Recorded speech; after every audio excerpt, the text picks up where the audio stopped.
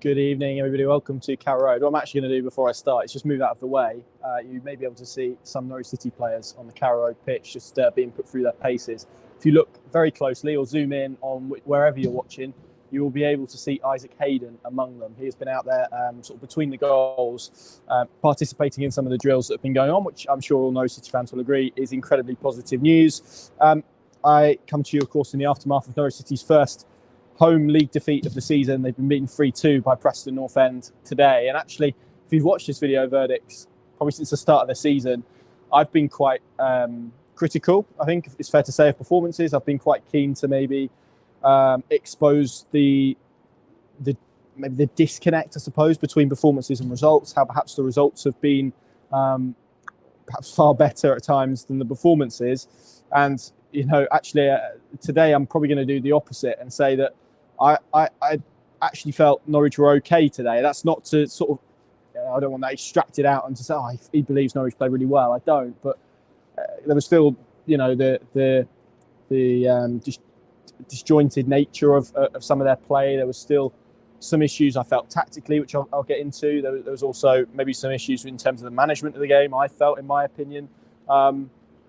But actually, you look at the first 20 minutes, Norwich were cohesive, they attacked with purpose, they scored a goal, they could have scored many. And actually how I would assess this game and how I assessed it at half-time was Preston played the better football, Norwich had the better chances. In the second half, you'd probably maybe flip that a little bit in terms of Norwich perhaps played the better football and Preston had maybe not even the better opportunities, but they were effective in terms of they came here with a game plan, they executed that game plan, they leave with 3 points on the road. And it just, to me, felt like the game where Norwich City's luck that we've seen in previous weeks really run out, and where we saw a performance that was not necessarily as bad, but, you know, as I've kind of said, the link between the football theory, which is if you perform really well consistently, you get results, compared to if you get good results and don't perform consistently, in the end, these things tend to even up. And look, it's far too early to make that kind of link and that assessment. This is one defeat. They're first in 10 games, first defeat since August, first defeat at home all season. So there's no reason to be over the top about this. Norwich City have lost a game of football. They will lose games of football this season. Teams do lose games of football. Teams who win titles lose games of football. Teams who get relegated win games of football. That's the nature of it. It doesn't necessarily mean at this stage that there is a massive trend to suggest that Norwich City are now going to go in the opposite direction. This can be only a step in the wrong direction for 1 week. But as I said, I think there's a lot to dissect in this because it was a mad game. But I'll try and condense it into as short a period as I can. So Norwich City take the lead inside 2 minutes. Josh Sargent profits. Brilliant finish. Really, really confident, really composed. Norwich playing in a 4-3-1-2. There we go. It was a bit like a diamond, but the midfield three was a little bit flatter at times. So I'd probably describe that as maybe a flat three rather than an inclination to push the two forward. And I'll explain why in a little bit. For the first 20 minutes, they had so many good opportunities. Teemu Pukki chipped a chance wide. Their play had fizz. It had energy. It was cohesive. They were attacking with purpose. The fullbacks were pushing high up the pitch. It was good to watch, to be honest. Structurally looked good. You could see what they were trying to do. They were doing it pretty well. They were creating opportunities. And to be honest, the game should have been out of sight. And particularly given the type of fixture that this was, Preston arrived at Carrow Road having obviously been the lowest scorers in the division, but also having the best defence. They've scored 4 and conceded 4 prior to today.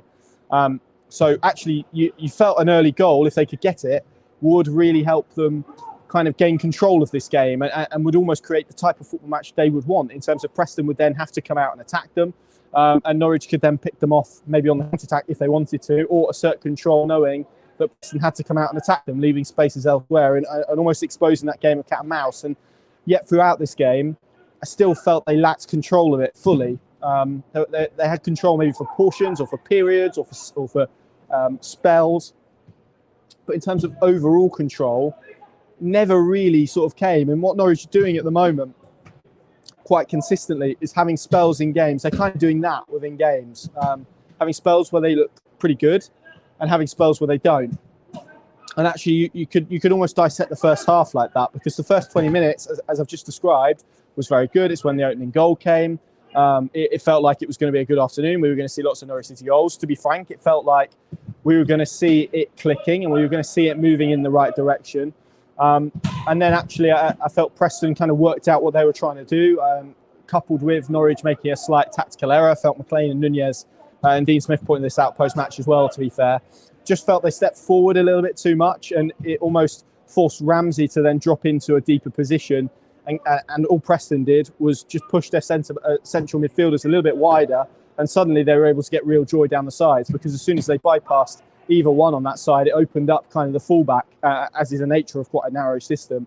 But they did that with real success. And you actually look at their opening goal, all it comes from really is a 1-2 down the right. Sam Byram had been struggling prior to that goal, but it's kind of ended with a bit of quality that we've not really seen from an opposition side this year, in terms of a brilliant cross from Robbie Brady with his right foot, and an excellent header by Emil Rees to punish them. And really at that point, it felt like prior to that, Preston had had a few spells. They were moving the ball around nicely. They were beginning to grow into the game. Felt like they were the better team. And as I said, we're playing some really nice football. We're quite aesthetically pleasing on the eye. And there was actually one period where I turned around to my colleagues and said, actually, if you pick Josh Sargent and Timu Pukki up and put them in that Preston team, you would have a completely different animal, a completely different beast in terms of obviously their goal scoring record this season.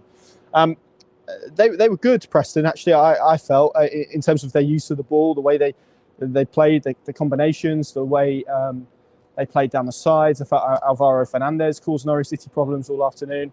But equally, just that little tactical error where McLean and Nunez pushed a little bit too far forward probably dismantled all of the good work that Norwich City kind of did. And that's before we get to the various defensive errors. And just allow Preston to almost wrestle control and assume control again. And as soon as they did that, it then became very difficult for the rest of the half to Norwich to almost grapple it back. And I think we saw them almost, well, they nearly conceded a couple, but they were still carving out chances in transition. So it was quite an open-ended, quite exciting game, quite fun game, but also probably not the sort of game that Dean Smith would have wanted, because Norwich didn't really have control. They weren't really exercising brilliant use of the possession, I felt, and they were coughing up quite a few chances because of the way their midfield kind of structurally was unpicked, just because of a couple of kind of advanced movements, and that flat three that I spoke about almost became like a flat three behind a two, and then Preston were able to overload certain areas that Norwich City wouldn't have wanted them to overload. But the second half, again, we're talking about defensive errors, and actually you look at this season, Norwich have profited from a lot of defensive errors. They've won games because of defensive errors. Blackpool, probably the most pertinent recent example, but there are others as well where they've perhaps not had the performances, but they've almost been able to wait. Bristol City, another, where they've been able to wait for a team to make an error or cough up the ball, and then they go and push them. Well, actually, this was the reverse. The second goal is poor. Tim Krul puts the ball in an area between kind of Max Aarons and Liam Gibbs. They both look at each other. Are you going to take it? Are you going to take it? Alvaro Fernandez kind of swans in. And even then, there's a 3v2, and Norwich don't particularly manage that situation nice. But it's a ball for an Emil Rees, slots it home to make it 2-1. And from there, you've gone from having a lead against a team that doesn't score goals to gifting a lead to a team that doesn't concede goals. And you can see why the game state then became quite difficult for Norwich City to navigate. But they were then able to have control to an extent. But again, I spoke about this on Tuesday, Preston were kind of allowing them to have control in certain areas and move the ball in certain areas. So it created quite almost a frustrating game. But the momentum was with Norwich. And this is kind of where perhaps my second criticism comes in. I just felt they didn't really chase the game particularly well. And what I mean by that was there was no real structure to how they were chasing it. It just felt like, yep, Kieran Dow, here you come. Who else have we got? Yep, Danel Sinani, yep, on you come. And it just felt like they were almost just pushing people onto the pitch without really having a coherence as to how they were going to break teams down. And there's nothing necessarily wrong with that because of the quality and the depth that they have in the squad. Just felt it lacked structure, and sometimes less can be more when you're chasing the game and actually holding positions and retaining your plan and what you were doing, because Norwich were still having joy. Actually felt probably was detrimental to them to an extent, but they managed to get themselves in the game, back in the game, largely from Grant Hanley. He dispossesses Emil Rees, lovely 1-2 with Kenny McLean, prods the ball through to Timu Pukki, lovely reverse ball back, Gabriel Sara slots home. Sara, I felt, again, I spoke about him a few weeks ago, actually he's looked best for Norwich City when he'd come off the bench and had those positive cameos and made a real impact and had a real influence on the game. And this was another one today. He had energy. He didn't commit the mistake that Nunez and McLean did in the first half. He held his shape quite well. He timed his runs really well. And he's quite a clever midfielder in terms of how he joins attacks, because he has spatial awareness and he can work out when it's the right time to attack certain space, when he needs to hold his run a little bit, and this was a really good example of that. But I just felt he added an energy and a drive and kind of dragged Norwich a little bit in the second half. And obviously with Byram going off, Kenny McLean pushed the left back, and actually I felt they looked a little bit more balanced with him there, to be completely frank. And then the third goal, again, they just switch off at a throw-in. It's thrown to Troy Parrott. His cross is deflected off Liam Gibbs. Krul is, I'm going to stick up for him here because I've seen quite a bit of criticism. He does take one step the other way, and as soon as you do that as a goalkeeper, to then throw the full force of your body to the other side in basically a second is very, very difficult to do. He did get to the ball, but not enough to keep it out of the goal. And then, as is the bizarre nature of the game, Troy Parrott turns around and pings his hamstring in the celebrations. Obviously, I hope he's okay.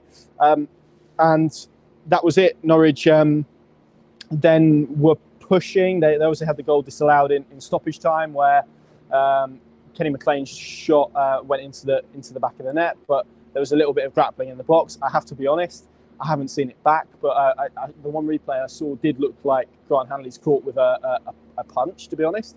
But they're both kind of grappling each other from what I've seen. So it's one of those cliches. I hate using cliches, but it's one of those. Does it get given outside the box? Well, on the evidence of what we saw across the 90 minutes, probably not. But he was looking straight down the barrel. He blew the whistle before Kenny McLean struck the ball. That was his decision. And obviously Norwich end up with the ball in the back of the net and are furious at the nature of it.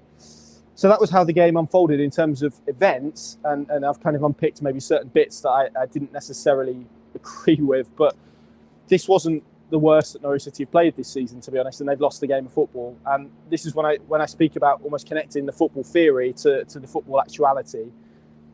So, this is when it maybe doesn't make sense, because they've won games playing worse than that, and playing at a lesser tempo than that, and playing with less structure than that.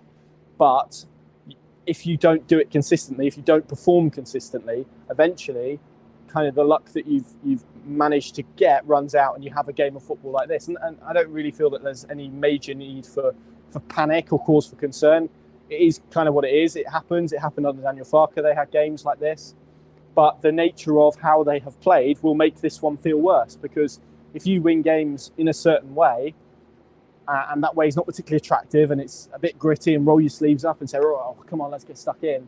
If you then lose a game in that manner, and I spoke about this a couple of weeks ago, it looks and feels a hell of a lot worse. And that is probably why a lot of Norwich fans will leave here today feeling frustrated, asking questions about the direction of the club, and probably asking questions that a lot of people externally would look at and say, well, that's a silly comment, or that's a silly question. But actually, it's probably just reflective of where this club is at the moment. It doesn't feel like it's joint top on goal difference. And actually, this game probably sort of indicative of the rest of the division and the lack of quality for me that we've seen in it this year. And that's not a snobbish comment. It's just, I think it's a mixture of factors, I believe, coming to the fore now. We're seeing, obviously, Brexit having a big impact. We're having COVID a big impact. Financially, clubs are really struggling, and that means the recruitment of talent isn't as broad as perhaps it was. You look at Norwich City's title-winning campaign a few years ago. There was Aston Villa, West Brom, Leeds, Sheffield United.